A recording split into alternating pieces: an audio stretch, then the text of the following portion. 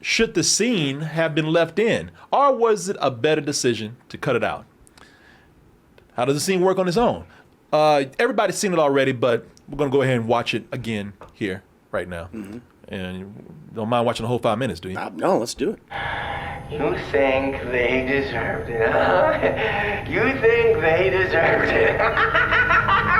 That's the scene. And to answer the question of, first of all, whether or not it needed to go from the film, hell yeah.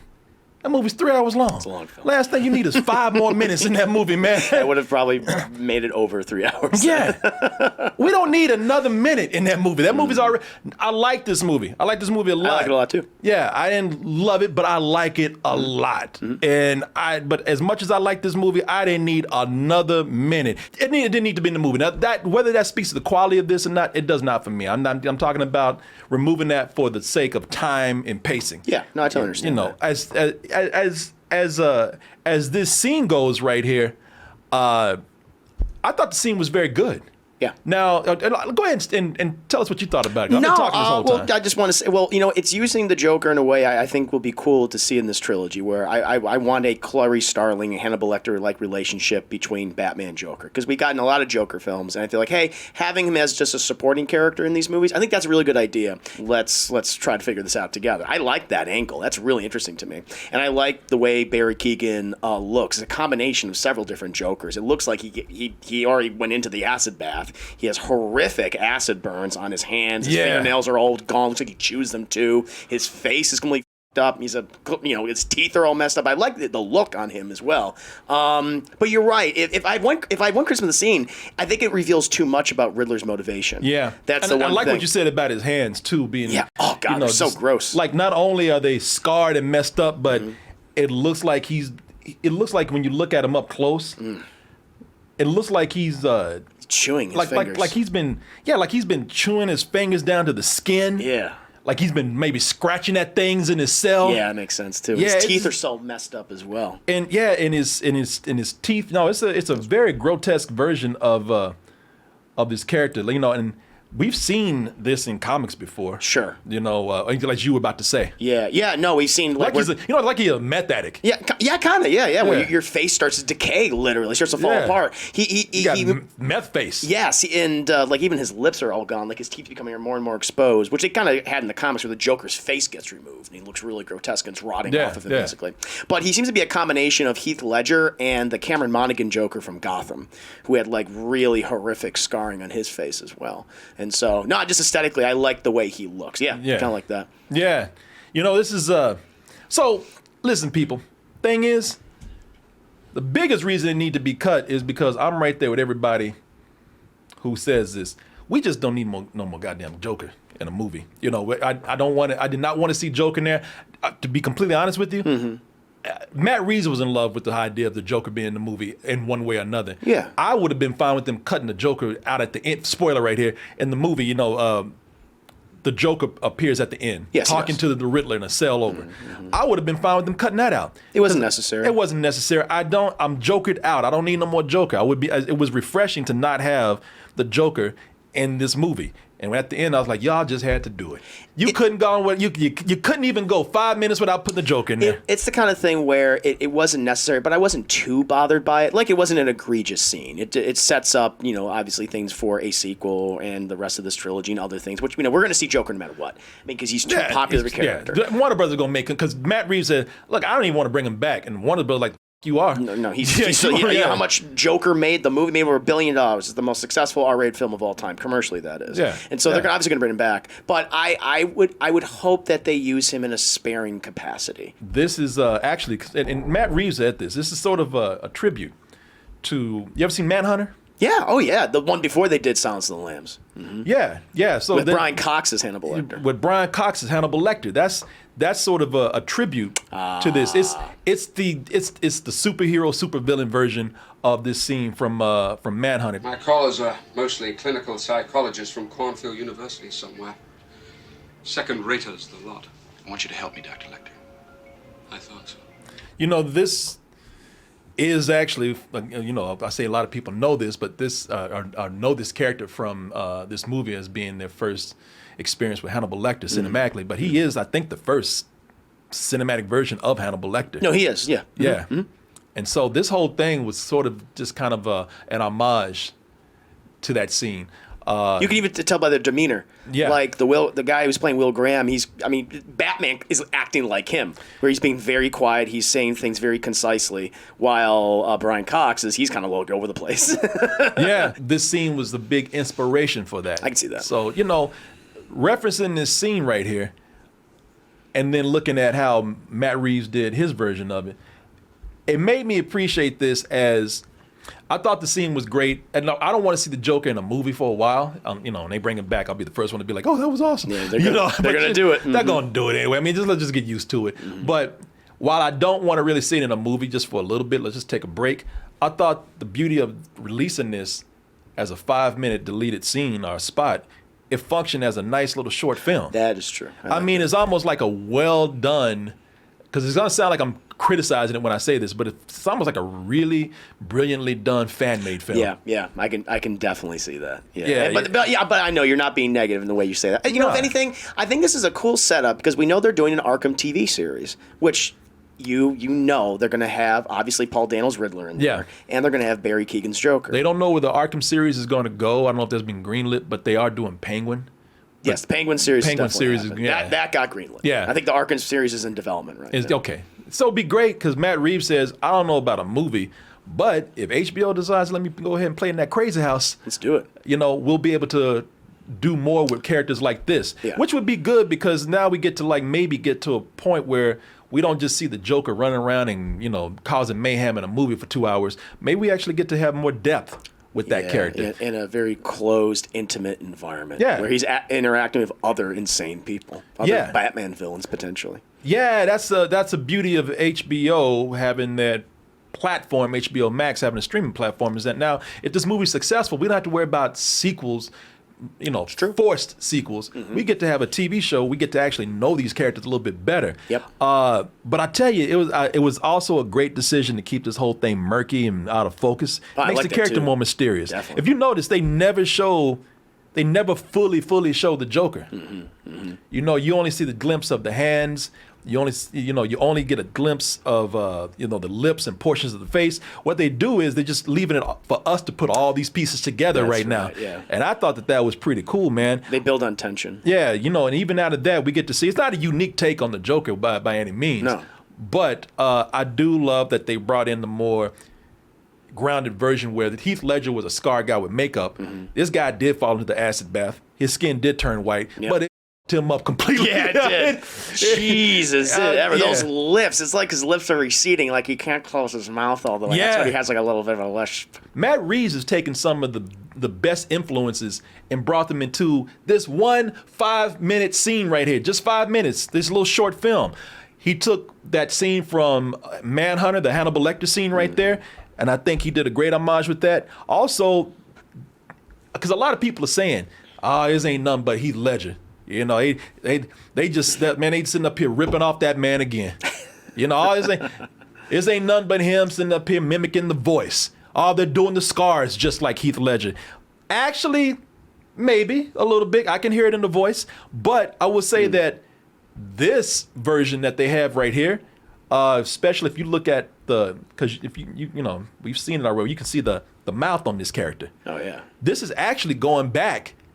Matt Reeves went back to one of the first original influences are one of the things that inspired the Joker, which is, and I don't know how many people have seen this. I know you're talking. You and everybody have seen this picture. They probably don't even know where it's from. They just know that this picture was an inspiration for the Joker back in the beginning, and that is Conrad Veidt as in this movie, The Man Who Laughs. Man Who Laughs, yeah. I've seen this image before. Yeah, and he looks like the Joker. Yeah, it's like, oh my God, they stole it. They stole his look. You know what makes me laugh? Oh. Diet smoke. Yeah, me too, man. Me too.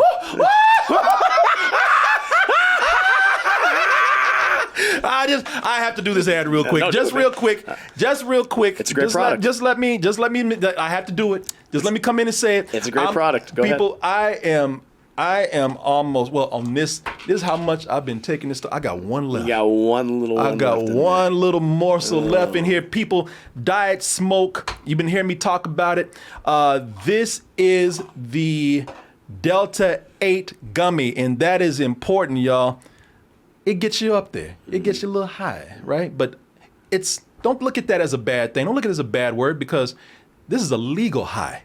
And that's because it's Delta 8. See, Delta 9 is what you have when you actually smoke weed or something and you start getting all crazy and loopy.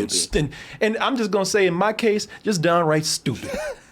I've sat up here and had conversations with people, and I've said this before. I've been so embarrassed. I looked at somebody and I said, so for work, do you have hepatitis, my funny? Thank God I've been around people just been like, we know you're a lightweight, Yeah, you're cool. yeah, that's fine, You know, that's fine. but man, I don't want to be that way. All I want to do is just kind of relax, feel good, Sure. and even maybe get a really good night's sleep. And these Diet Smoke gummies help me do that. They come in, first of all, 2 very delicious flavors. Blue raspberry and watermelon. That's the thing you got to be careful with. They taste so good. I know. It's like, they're like regular gummies. Yeah, You like keep eating candy. them. Yeah, you got to be careful. Take just one. And if you need more, then proceed from there. But I don't blame if you want more, because they taste so good. Blue raspberry, watermelon. You can get a subscription with these and get it delivered right to your door. Low in sugar. Good. Very nice. Very sweet, but very low in sugar. And I told you, legal in most places. Now check and see for yourself to make sure that's the case.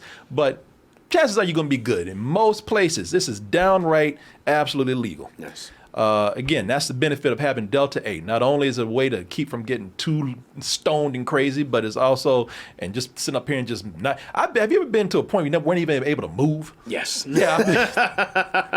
I got no problem with this, man. I take these, I feel good, I sleep well at night, and there's no prescription required for this.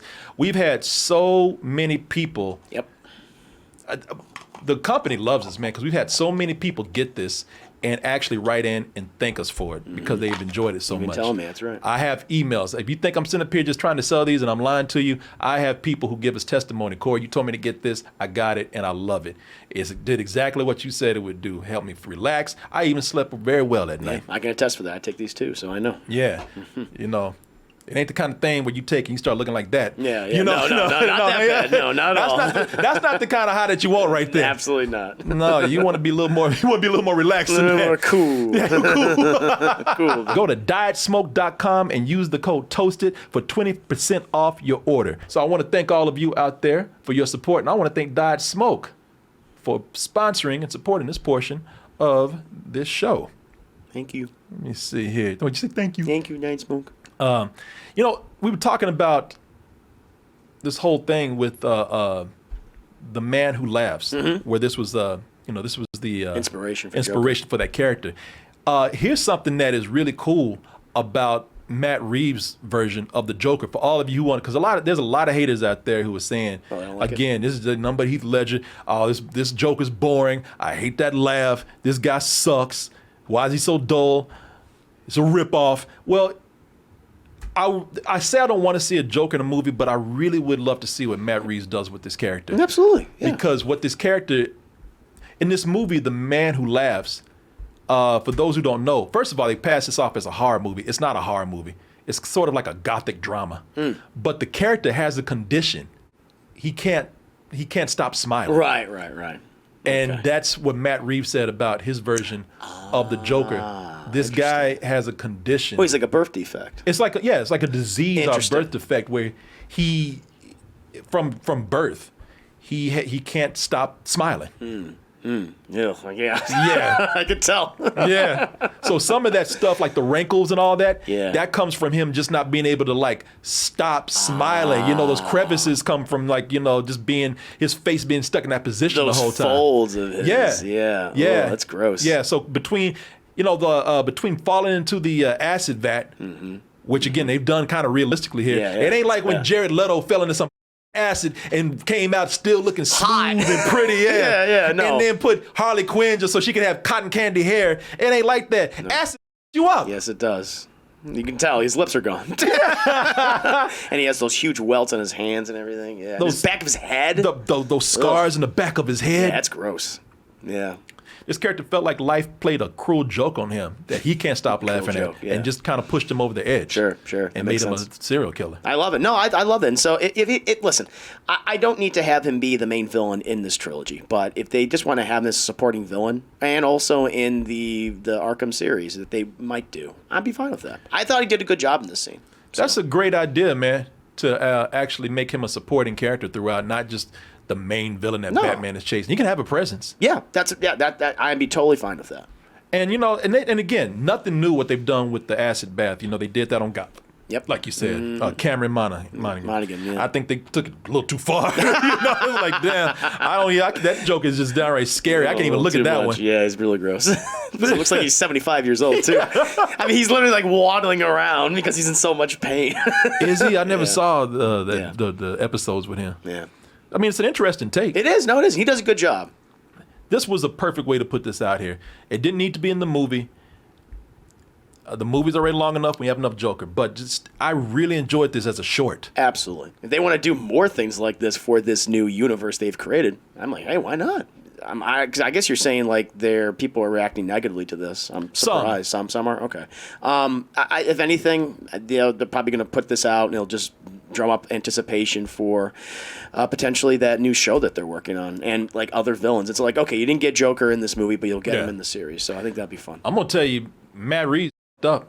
Yeah. Because he says I don't think I need to put the Joker in anything. Well, shit. Now that you did that, everybody's gonna ask for it. Yeah, of course.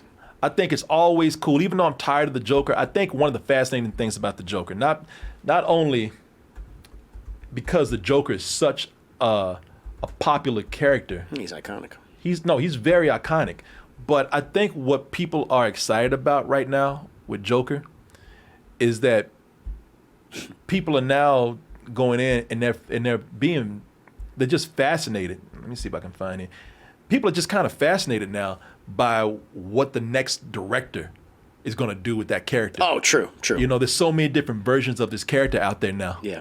I think Most of them good. And most of them, yeah. And I think, it's Jared Leto. Jared's not in there. He's not among those guys. He wasn't invited.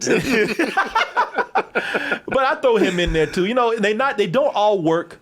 Yeah. But it is fascinating to see what the next take is going to be on that character. Yes. The Joker now has become like a not only a character that's iconic, but a character that is resculpted every time somebody does a version of him. For every new world that he's featured in, yeah. Yeah, I really was kind of very curious and fascinated what they would do with Cholo Joker. Oh, I was curious. All right, I'm like, what are you doing? What is this?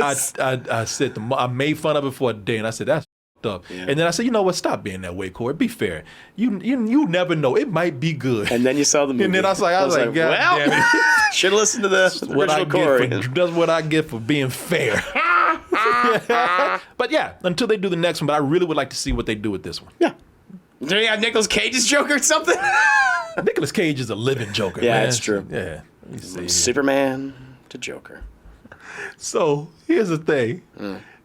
It's Nicolas Cage in an article about him being Dracula. Oh, okay. But he looks like the Joker. Oh, he does? Oh, wow. So is that what he looks like? That's he does what he look like the looks Joker. He's got the white skin. Why so serious?